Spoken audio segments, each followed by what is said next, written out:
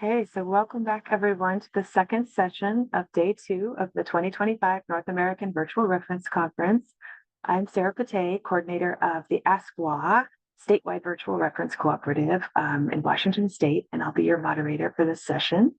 Attendees, your video and audio have been turned off, but you are welcome to put your questions in the Q&A section as well as chat to the group if you would like to. And there will be time allowed at the end of the presentation for questions. The session will be recorded and made available on our navronline.org website when it's ready. And our presentation this hour is Exploring Repeat Users, Insights from Web and SMS Chat Transcripts. So I have the pleasure of introducing the first speaker of the group, and they will then take over introducing each other. Yoonhee Lee, she, her, is a user services librarian at the John P. Roberts Library at the University of Toronto, where she's the liaison for social work and sociology. She also coordinates the virtual reference service on campus. Welcome, Yoonhee. Thanks so much, Sarah. So hi, everyone. Welcome to our session on exploring repeat users, insights from web and SMS or text chat transcripts. You'll see on the screen the names of the folks who will be speaking today, but I do really want to stress, these are just the folks that are speaking. We are part of a larger research team. And so our research team includes me, Yoonhee, but also Sherry, Usman, Ginsley, Maggie, and Chelsea. And so Maggie and Chelsea aren't speaking today, but they are an integral part of the project. And so we are all operators, so chat operators and/or coordinators of a consortial or collaborative virtual reference service where different academic libraries in the province of Ontario in Canada participate. And before we talk a little bit more about the research study, while we're meeting virtually today, talking about, a virtual reference service, we would like to take the time to invite everyone to sort of reflect on the land and the waters that ground all of our work and lives.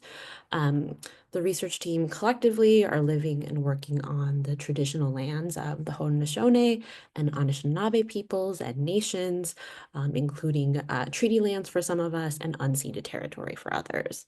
And so as we reflect on the lands of Turtle Island, which have been cared for and remain home to many Indigenous peoples and nations, we remind ourselves of our collective responsibility to take care for these lands, and also remind ourselves that virtual services, including the people who work in the services, who use the services, and the technology that supports it are not disconnected or removed from land or water.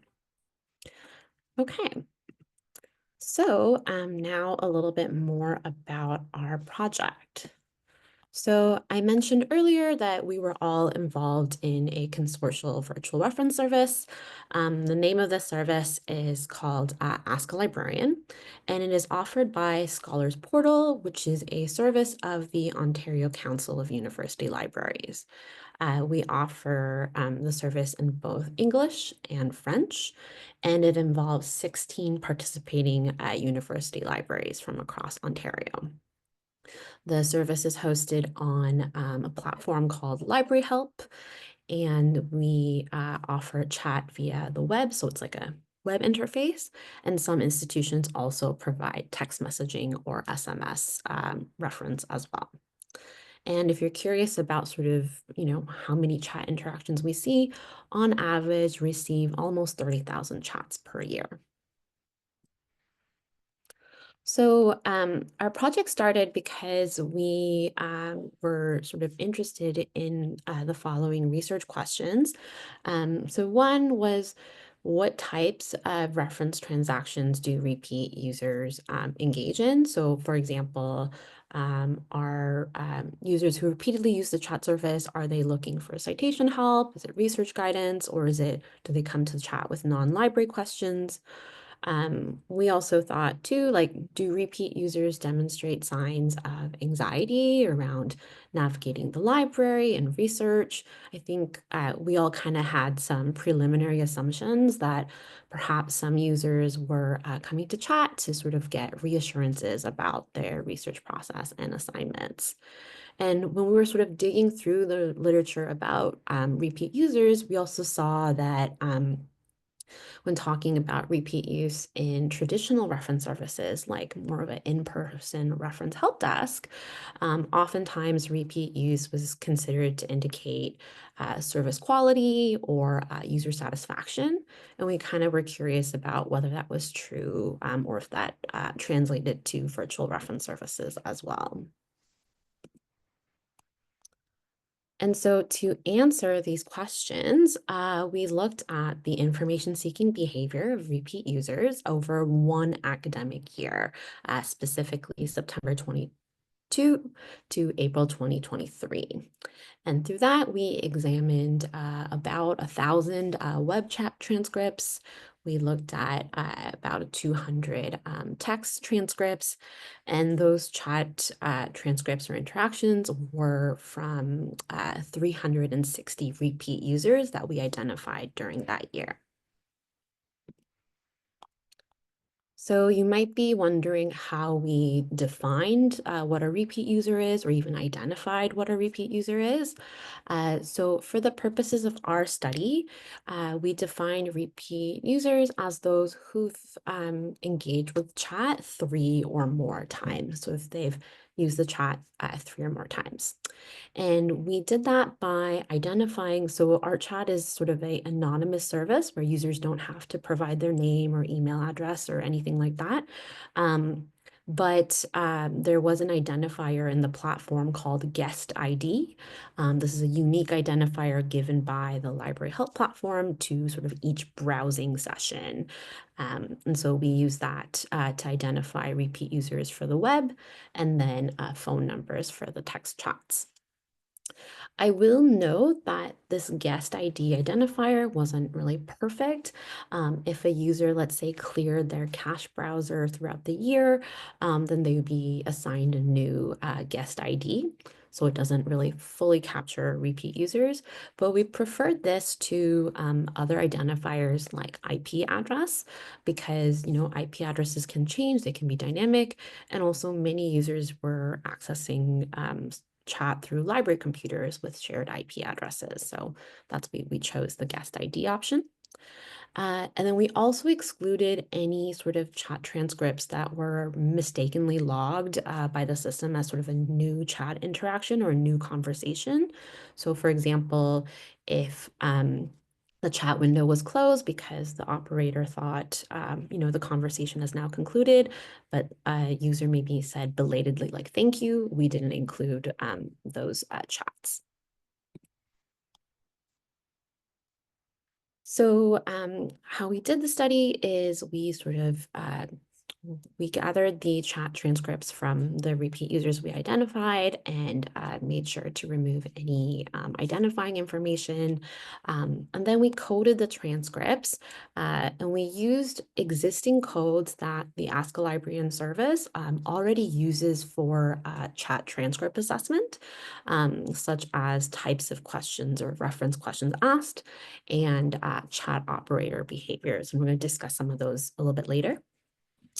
But then we also created new codes and brainstormed new codes surrounding user behaviors or tones or sentiments, kind of drawing on our own knowledge and experience as chat operators. So thinking through what we kind of thought we saw often while engaging in chat.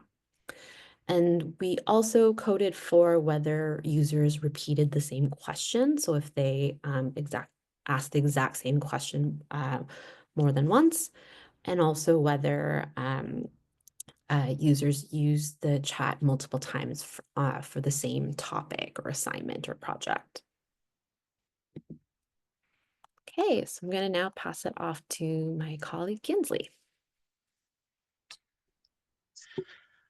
This section provides an overview of the rules guidelines and explain how we applied them to review transcript in the working group. RUSA stands for Reference and User Service Association. It's a division of the American Library Association. RUSA provides guidelines, standards, and professional development resources to improve reference and information services in library. In our evaluation of chat operators' adherence to reference best practices, we use the RUSA guidelines and codes from the Ask a Librarian Transcript Review Committee. This committee conduct regular assessment of the Ask a Librarian service.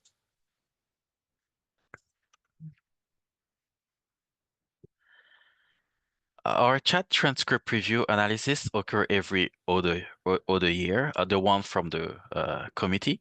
We started in 2021 and we had one in 2023. Our goal is to identify knowledge gap and gain deeper insights into user needs to enhance our virtual reference training material.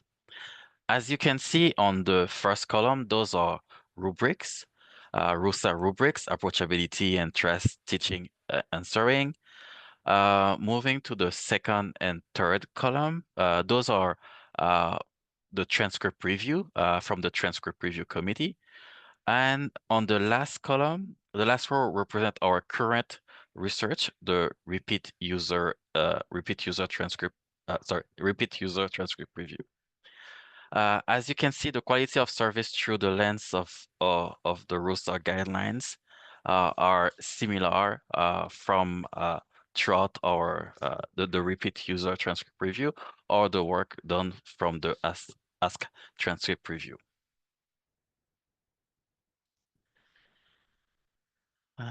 Let's dive into our data analysis, those type of question.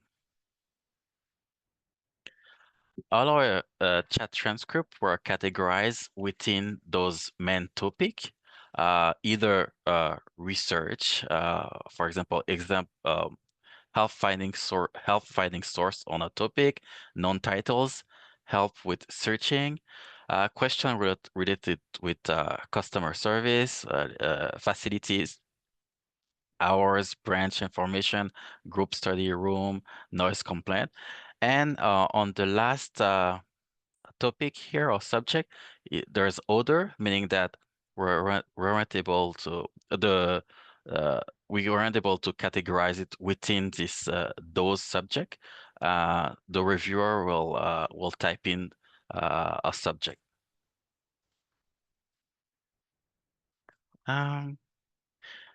This chart shows the frequency of types of question per type of chats. User can contact us through two services, the web, meaning the user visit the library website, or the texting services, where user ask their question using their mobile phone texting app. Let's focus on the web, the orange color. Most of the questions asked by our user are either research question or citation related. And if we focus on the texting service, the blue, most of the questions are related with facilities, room booking, library hours, noise complaint.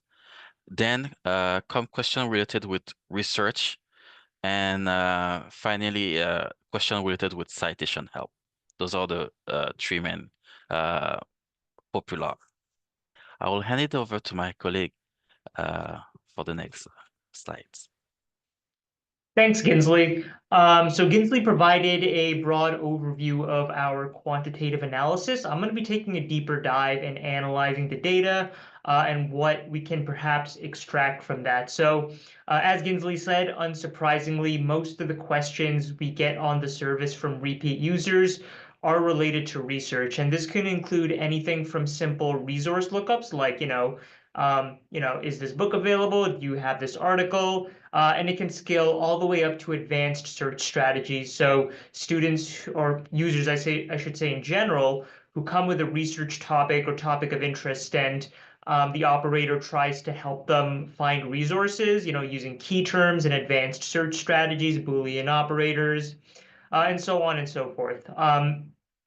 What's interesting, though, is that when we actually divide this by the type of medium that's used to have these chats, so, SMS versus using the web resource, what we find is that while the web chats align with the overall statistic in the sense that, research related chats are the most popular, followed by citation related questions, on the SMS side of things, as Ginsley mentioned, most of the questions were related to facilities. So this could include things like, where is this study room? Can I book this study room? Where is this building?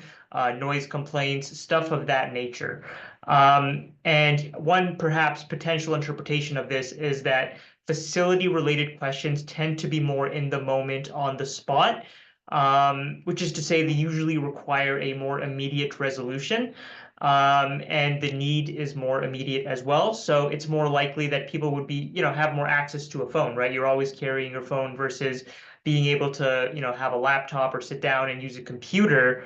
Hence why we might get some of these facility questions more often, repeatedly, on the SMS side of things versus on the web side of things.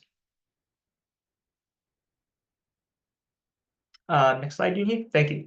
Another thing we found is that when we actually looked at user level behavior, we also looked at if there were some questions that were quite literally the exact same questions. In other words, users were asking the exact same question multiple times, and also if users were asking questions clustered around the same topic.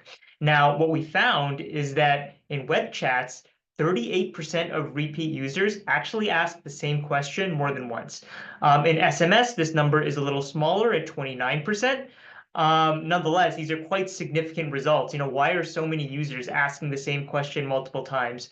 What we can find and perhaps interpret from this statistic is that users might try multiple operators for varying reasons, right? Maybe they might be seeking assurance if they're anxious about, the first or second answer they get. They might be unsatisfied with the answer they have, or they just might be trying to get a varied, sort of set of responses. Which can make sense in a way, because even though the service is called, Ask Chat with a Librarian, not necessarily all of the operators are librarians. It's certainly presented, I think, maybe, forward facing to the users that way. But the folks staffing this service include librarians, they include student workers, they include technicians. As a result, and of course, all those users have varying, levels of experience using the service. Even though the training is the same for all the operators, just by virtue of, the profession and title they have, folks might be inclined to respond in different ways, being a little more straightforward versus, taking that as a learning opportunity and as a moment to practice some information literacy. So yeah, those are some of the high level interpretations we can maybe take from this fact that users do ask the same question multiple times. And on top of that, not only do users ask, the exact same question multiple times, what we also noticed is that 71% of users asked questions clustered around the same topic, assignment, or project. In web chats, this number was a little smaller at 54%. Sorry, no, at web chats it was 54%. In SMS, it was a little higher at 72%. What this might suggest is that users use the chat service to scaffold their learning with respect to a specific assignment or topic. So for instance, if there's a paper that a student is writing and they have a really good experience, let's say, as an example, they might be more inclined to return to the service for that exact assignment because they think, oh, well, I had such a, a good experience this first time using the service, so I'm going to return to it again when I have another question relating to this assignment. All right, so now we're going to look at some of the behaviors that we noticed in repeat users. I'm going to start by looking at the quantitative side of things before I pass it over to my colleague Sherry, who's going to talk a little bit about the qualitative analysis with respect to user behaviors. So these were the behaviors that we coded for as we were going through the various transcripts. So abrupt departures. This is when users walk away without any acknowledgement. So you might give them a response or an answer as an operator, and then they just disappear without even saying like thank you or goodbye or this is exactly what I'm looking for. Enthusiasm about the chat service. So some users beyond just a simple thank you, express a lot of enthusiasm about the service. So we were interested if, these repeat users came back because, they liked the service so much, and if that was visible at all through, tonal enthusiasm. Anxiety, were users not confident and seeking assurance. Frustrated. So this is when we identified users as being either frustrated with the service or the information seeking and research process in general. And then finally, the last theme we looked out for is if the user looked like they were in a rush, if they were in a hurry, they wanted a quick answer. And these are the numbers, the percentages you see on the side. This indicates sort of how often we saw these themes. So importantly, it wasn't just a case of selecting one theme. So there were cases when sometimes multiple of these themes were evident in that specific chat transcript. Now, one thing we found out was that, in fact, no behavioral theme was evident for most users, over 50%, 57%. However, things are a little more complicated when we separate the SMS and web chats. When it came to web chats, in the majority of cases, there was an observable theme. We're at 52.21%, whereas with SMS chats, we see that themes were visible, I would say very minimally, at only 14.64% of the time.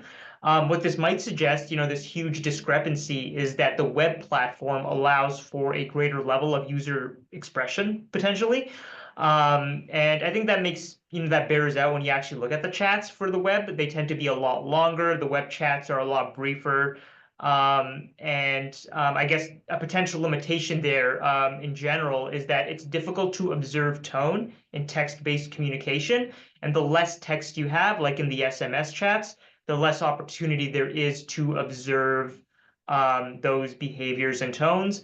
And then going back to something I mentioned earlier about the SMS chats being very facilities heavy, those type of questions tend to be a little more straightforward, like where is this? Or, here's a noise complaint. So there's less, I guess, opportunity just by virtue of the nature of question for that kind of diversity in tone and behavior because it is more straightforward, right? So there isn't as much opportunity, for instance, to express frustration with the research process because there's not that many research questions happening on the SMS side of things. However, where we did notice the themes, the most common ones based on the numbers in the previous slide were the enthusiasm, the abrupt departures, and anxiety. So what this might suggest is that, enthusiastic users may be more likely to return because, they like the service that much and they find it to be a very useful tool in their research process. And on the other hand, because the number of anxious users was also so high relative to the other themes we observed, it might suggest that anxious users are more likely to return because they need that additional level or layer of assurance as they're doing their research. So that's what we gathered from the quantitative side of things. I'm going to pass it over to Sherry, who's now going to provide us a qualitative analysis of some of these themes and behaviors that we observed. Thanks, Usman. Maggie Gordon and I, we took a look at the qualitative data, which includes themes and tones of the chats. And then we'll also share some anecdotal evidence that gives some context to the numbers. So abrupt departure. As we took a look at the transcripts, we noticed that some calls ended rather suddenly. So there was no thank you or goodbye. We wanted to identify some possible reasons for this. Was it a tech issue, dissatisfaction with the service, or the operator, where they referred and then they just moved on. So after they left the service, and often they would come back with the same question or similar question. So we had to look at that kind of thing. So drop chats. From the data, it didn't appear abrupt departures were a result of tech problems, at least with web-based chats. How we determine this is the user who came back after leaving abruptly did not identify that they were disconnected, and nor did the operator. SMS messaging requires a bit more investigation and drop calls. So I'm assuming that using a phone, you wouldn't have the same kind of possible tech issues as someone who's, on a device, a different type of device. But often, from what we could tell, if a message wasn't answered by an operator, it was because it was sent after hours. And then the user would then text back once the service reopened, or the operator would respond when the service was opened as well. Another interesting thing that we noticed was that in some cases, it appears that the user or the patron thought that it's possible that they were not aware that they were speaking to a real person in real time. The abruptness could be that the user believed they were chatting with a bot and therefore no need for social niceties. In some cases, it was apparent that a user thought the service was like ChatGPT by the way they framed their question or interacted with the operator. So in one case, a user messaged the service 3 times. The first time was walkie-talkie, and then it was followed with some numbers, and they did not interact with the operator. In another case, someone just wrote, "Hello, introduced me to the field of pharmacology."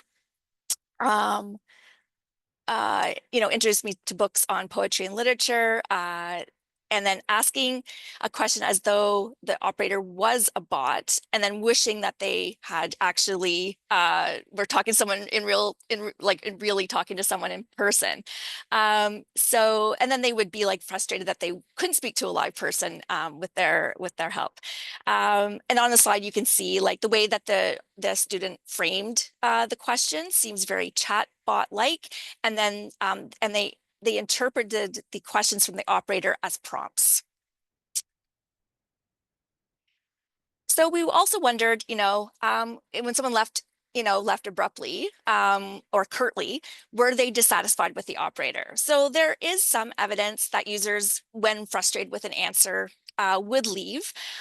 This was especially the case when there was a referral, and there is evidence in the literature that people don't like to be referred, even when that referral is the best course of action. Dissatisfaction with the operator or the research process also appeared to be cause of abrupt endings to calls, and then they would come back to the service and would ask the same question and try again. So we'll delve into that a bit more in a bit. So, but good news is quite a few, patrons, users were very happy with the service. And so we took a look at satisfaction with it as a potential possible reason users returned, in which the user expressed enthusiasm for the help they received beyond just a simple thank you. It is important to note that even when the individual was frustrated or anxious, they also were grateful. And then that came through the transcripts. In one exchange, a user used the service 4 times to ask various questions. So the first 2 were related to citations, and we're going to talk about citation anxiety in a bit. And then they also just wanted some help just deciding how to use APA or how to abbreviate a journal. The final 2 questions were more about database searching for research articles, and was confused about the difference between a research article and a review article. The first operator gave an answer that was accurate, and it seemed like the student tried to comprehend, but they didn't, because they came back a second time, and then that operator provided just a little more of a thorough answer, and then the student was able to move on with their research. This user was extremely appreciative and was quite invested in learning how to research as well as construct citations. There are many examples which demonstrate that students are using the service because of the quality of help that they are receiving. Anxiety. Oh, and here's some quotes directly from the transcripts. So dope, you guys are amazing at scoping out hard to find articles. I love librarians, and you are perfect. Recently had a student tell me that we were better than police officers at investigating for things in the internet and finding things. So, there's a lot of that in those transcripts, which is great. Now, Anxiety, yes. Anxiety related to research and the research process was apparent among repeat users. We've included some quotes that reflect this general anxiety students feel about their assignments, how to find scholarly information, and then the reassurance that they are doing it correctly. So there were a couple of ways that we looked at, there's the frustrated, anxious, like the anxious that are frustrated. There's the anxiety that they're in, and the confusion about the process. And then of course, citation anxiety. So you'll see here from the slide, we took some more quotes. I'm not sure, is this correct? Sorry, this is my first assignment. I'm very nervous. I'm stressed. And thank you so much for help. I know it's explanatory, but I just need confirmation. So we saw a lot of that through the transcripts. So the confused repeat user. So repeat users often identifies as confused, and we know that they were confused because they would say, "Wow, we are confused by this process." There was one instance where a user sent 4 different messages, 3 of which were related to how to evaluate and use data sets, and was very confused about that process. Like a data set can be very intimidating. In the end, the referral to the data services team was recommended, as this is something that would be difficult to do virtually. And then, of course, navigating databases and how to find specific journal articles was also a confusing aspect of the research process, as well as citations. So anxiety around citations. We all know that anxiety is part of the research process, but we definitely saw this, especially when it came to academic integrity. Users would use the service more than once to get assistance with citations. They also required reassurance that they were doing them correctly. Citation help would bring students back repeatedly, often for the same assignment. So example of this, a student wrote, I just get really nervous about plagiarism and often oversight. So there's a lot of fear, a lot of anxiety. They're so worried that they're going to fail or that they're going to be dinged with plagiarism. And they really just want someone to say, yes, you're on the right track. There was also a lot of frustration around citations. So again, like Usman was saying, that it wasn't just sometimes one thing that was captured. So there's frustration and anxiety that comes from citations. A student came back a couple of times as different operators had provided a different interpretation of how to cite a source, and the student was quite upset about that. And that's, sometimes it can be subjective, right? Those with citation anxiety were often very appreciative of the help that they received. I think having a librarian or a library staff person to provide that confirmation that they're on the right track, or just even trying to get them, like, we can't check individual citations, but at least we can get them on the right track, was super beneficial to a number of students, and that helped reduce a lot of stress. So we would see, continuously students coming back for that kind of assistance. So I noticed in the chat that someone had mentioned about shopping around. So yes, this also came through the transcripts. So anxiety, but also avoidance around the search process. So there are cases where students just wanted the operator to give them the answer and was not invested in their own research. Operators typically would try to provide a level of instruction. This is what a peer-reviewed article is. This is how you use Omni, which is OCL's a main library discovery tool. And here's the database you want to start with. These are filters, these are Boolean operators. Here's some, keywords you can use, and encourage that user to follow along. STEM students, however, were very resistant to this. And when they didn't receive the answer they wanted, they would leave the chat and then return, possibly wanting a different operator or a different answer. So an example of this, a student reached out to the service 4 times. The question was identical in each instance. In the first chat, the operator assisted the student in narrowing down their topic, informed them about Omni, and then as a starting point, and then referred them to a writing service because their topic was extremely broad, and the student wasn't sure how to narrow that down. In the second chat, the operator had provided this student with tons and tons of journal articles related to it, and would check in with the student regularly to see if they were on the right track with the research question. The student would come back with the same question, that's it, or they would modify it slightly. The operator would then find other articles that would help to narrow it down a bit. And there wasn't, in that case, there wasn't a lot of instruction help being done, but certainly the student had a lot of resources sent to them, and it's hard to say if they actually read them. Then the student came back on. Again, the operator, really provided in-depth help with the student, a lot of instruction on how to formulate, how to use synonyms, Boolean operators, things like that. And at the end of the chat, it was kind of obvious that this wasn't, maybe they need more one-on-one in-person help, and referred to the librarian at that institution. And then the final chat was, they came back with the exact same question again. And it seemed, when you look at the chat transcript, like the whole thing, it seemed like, okay, so the operators might have been from the same institution and had already discussed this question, because the fourth operator had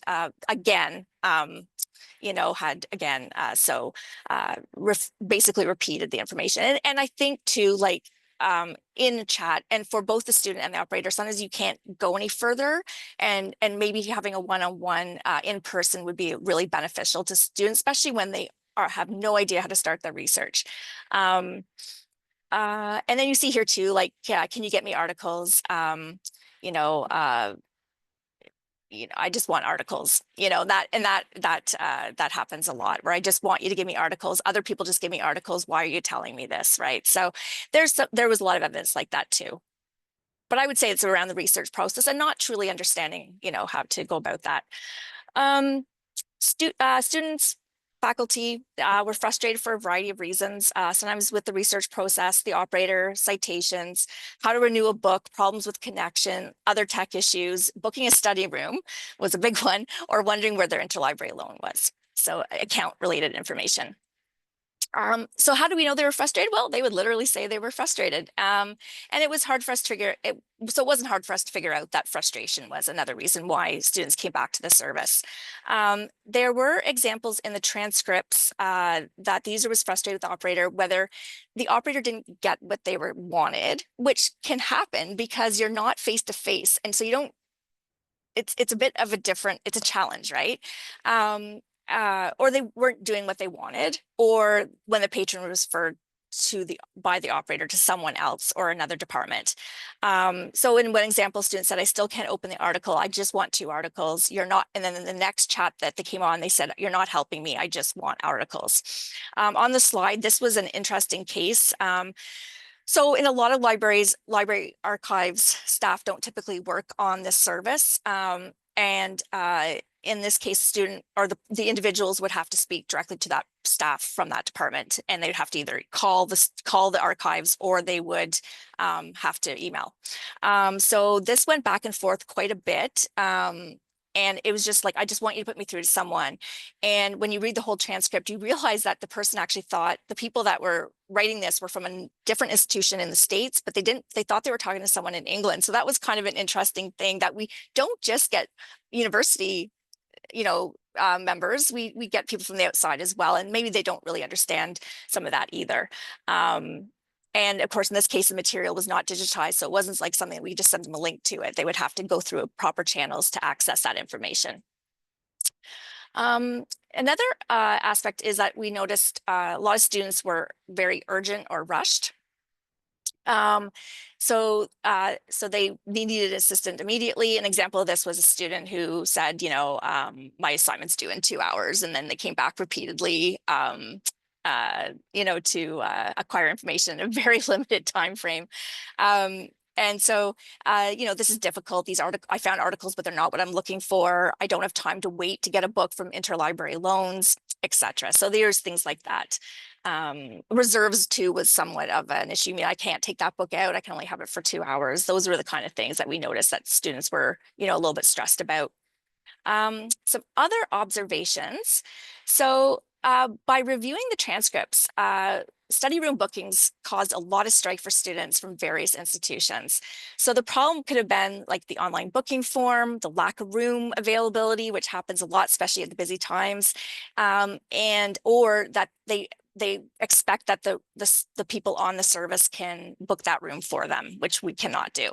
So it's clear in a virtual environment from this slide that, things can be easily misinterpreted, that sometimes it's easier to resolve problems face to face.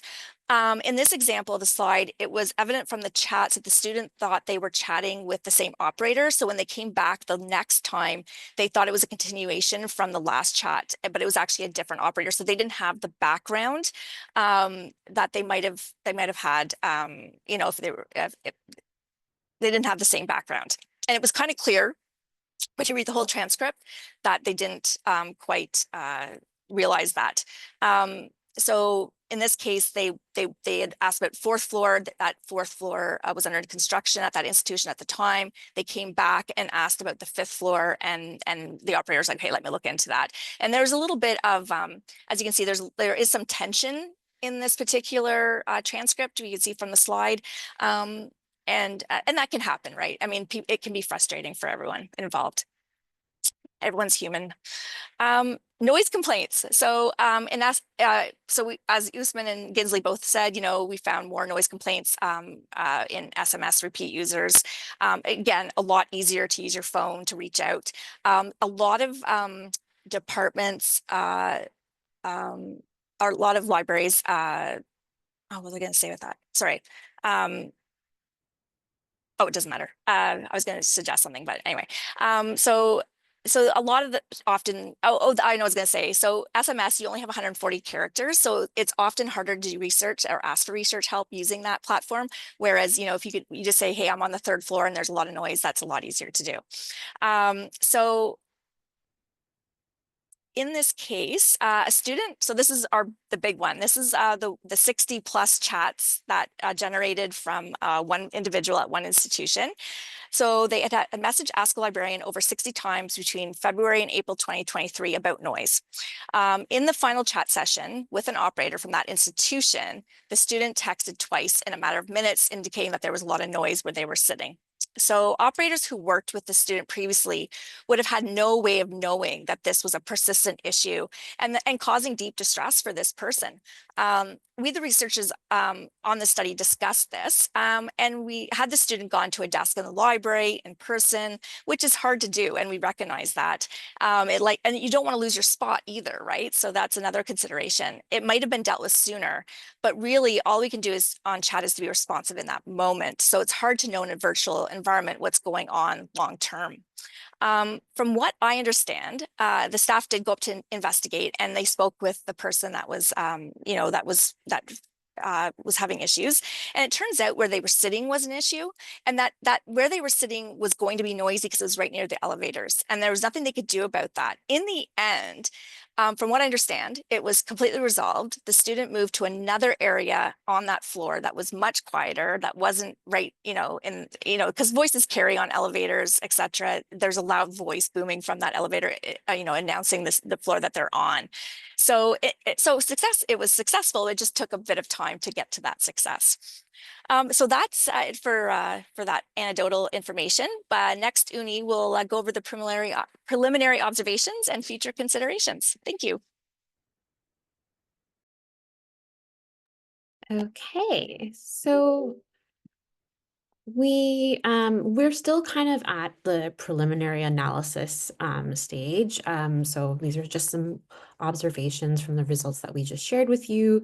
And we're hoping to do sort of more further analysis and discussion and share our findings in a paper. But these are some of the things that I think that really stood out to us.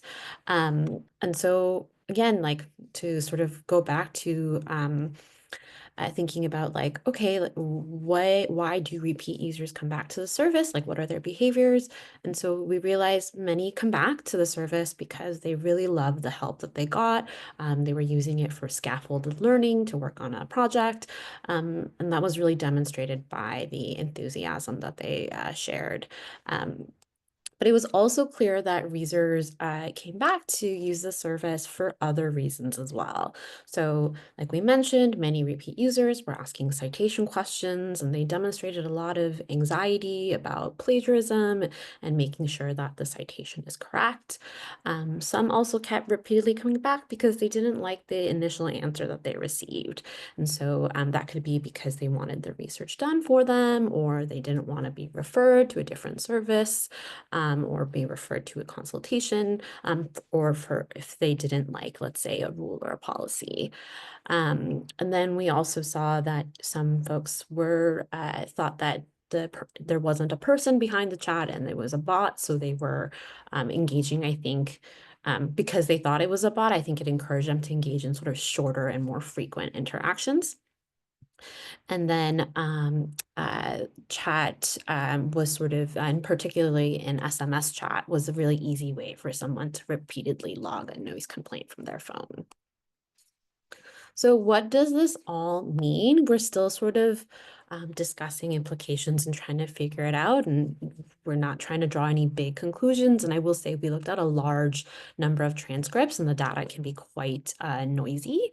But some of the things that we were thinking about was one, I think it was really clear that SMS or text-based virtual reference and web-based virtual reference are quite different. And I think there's other research that confirms this as well. Different types of questions are sometimes asked and the users sort of behave differently too. Then two, like while our study wasn't focused on AI or chatbots or anything like that, but they really did emerge kind of organically from our coding. As we mentioned, a lot of sort of the abrupt departures are related to users thinking we were robots. And since we started our study, like I think AI chatbots kind of have become more ubiquitous or sort of more in conversation. And so we wonder how all of this will kind of change user behavior in the future. And so these are just some thoughts that we were having, but what I think does seem clear though is that repeat use in a virtual reference service doesn't necessarily mean, it doesn't directly equate to, let's say, service quality or user satisfaction, although it does somewhat, but it's sort of a much more complicated situation where there's many reasons why a user comes back for a virtual reference service. So that concludes our presentation, and we're happy to answer any questions you might have. Thank you all so much. It looks like there have been some questions answered as we go in the Q&A function, so thank you for that. I think there's just one open question. Following up on Evan's question, if the question is more involved, did you have a mechanism to escalate the question to a SME or create a ticket for a librarian to conduct a more involved search offline?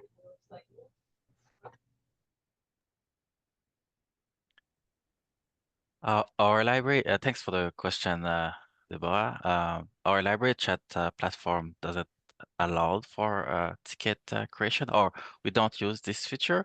We prefer referral, meaning the student will have the contact info of the librarian, or the operator can send a message to the library if the user's the patron information is in the chat transcript, but we don't have a mechanism for to easily in our workflow to easily send it over to a specific librarian.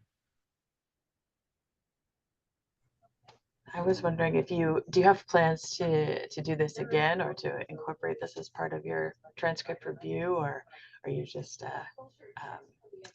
I know it's a huge project.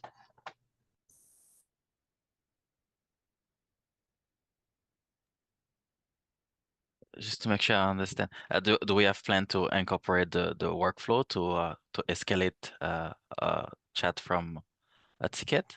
No, just Like in general, the collection of data that you're doing specifically about repeat users. Is this something that you're going to kind of roll up into your regular transcript review, or more of just like a one-off to take this deep dive into a specific point of time? That's an interesting idea for the transcript review committee. That will be, I think that I'll add it as a point to review if we have repeat user. But it will be a bit complicated because yeah, it will be a bit complex because the transcript review, it's a sample size, and then the repeat user, we have to do more investigation to know if it's a repeat user or not. To add a bit of context to what Ginsley said, like we're sort of in like year 3 of this project. We started like in late 2022. So, and as he said, with the regular transcript review, it sort of takes like a sample size. So it might not be possible to do this on like that regular of a basis. But what we're hoping is that the information behaviors we learn from this sample size might inform some decisions that might be taken going forward. Awesome.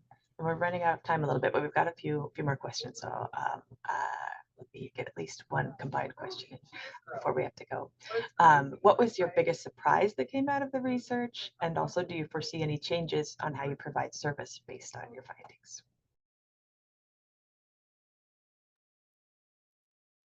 Maybe one surprise for me was the extent to which like people asked the same question. Like I knew it was happening, but such a large number. You might remember, it was 38%, I believe, for the web and 29% for the SMS. Which it was like, wow, that many people are, quote unquote, fishing for answers, as they say.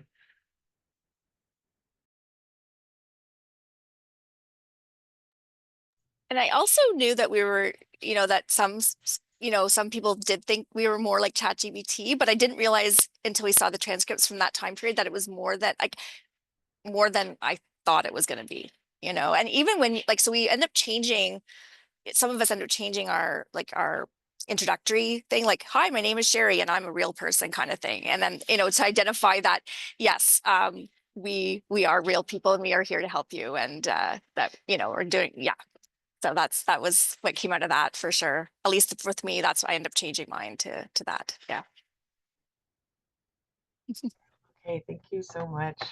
We are at time, and our next session will be after a break. It'll be at 5 after the hour, whatever hour you folks are in right now.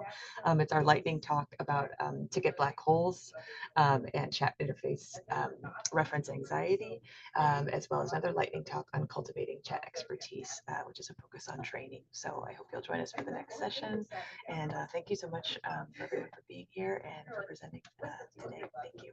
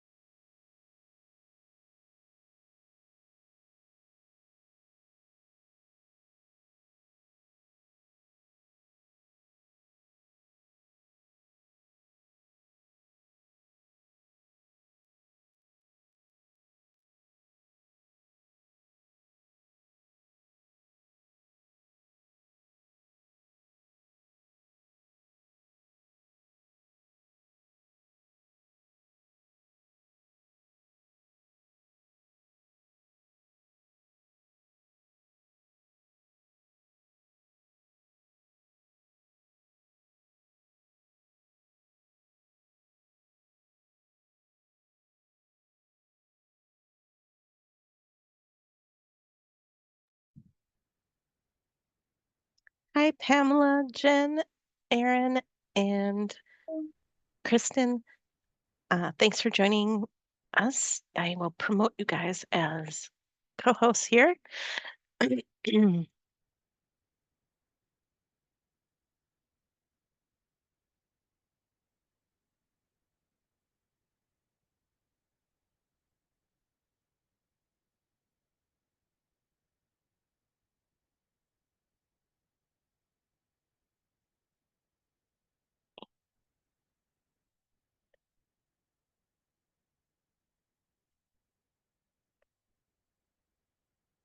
You should all have co-host option now. You can share your screen if you like and get set up and ready for the next session. Thank you, Carla. You're welcome.